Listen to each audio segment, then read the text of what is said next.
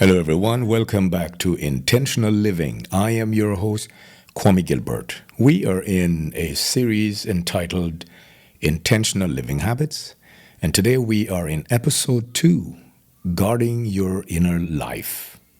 Guarding your inner life. What you feed will grow. That is something to think about. What you feed will grow. So, in this episode, we're talking about something that's deeply important, and that is your inner life. Because whether you realize it or not, what we consistently feed in our minds, hearts, and spirits will eventually grow. We live in a world full of noise, constant opinions, constant notifications, constant pressure. And if we are not careful, we can become mentally exhausted and emotionally drained and spiritually dry without fully understanding why. Just like our physical bodies are affected by what we consume, our inner lives are shaped by what we take in every day. So, what are you feeding your mind? Is it peace or panic? Truth or confusion? Wisdom or distraction? What are you feeding your heart? Bitterness or forgiveness? Fear or faith? Comparison or contentment? And what are you feeding your spirit? Prayer or neglect? Scripture or spiritual emptiness? Many people want peace while constantly consuming things that stir anxiety. Many want clarity while living in constant distraction.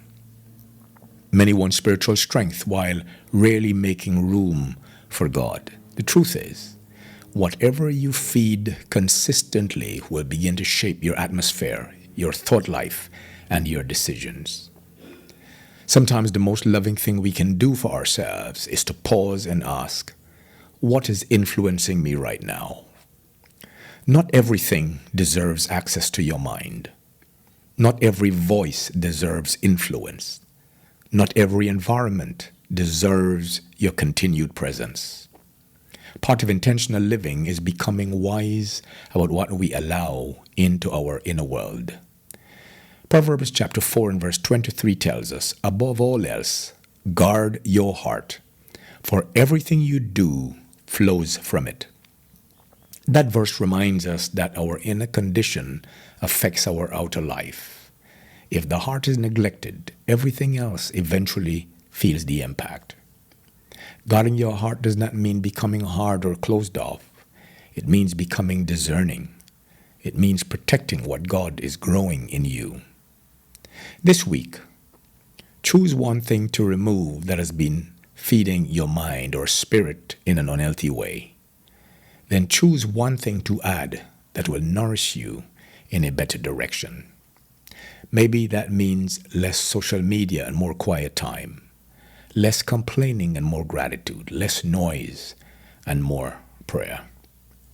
Remember, my friend, what you feed will grow. If you want a healthier life, a clearer mind, and a stronger spirit, be intentional about what you're allowing to shape you. Thank you for joining me for episode 2. Until next time, protect your peace, guard your heart, and live intentionally.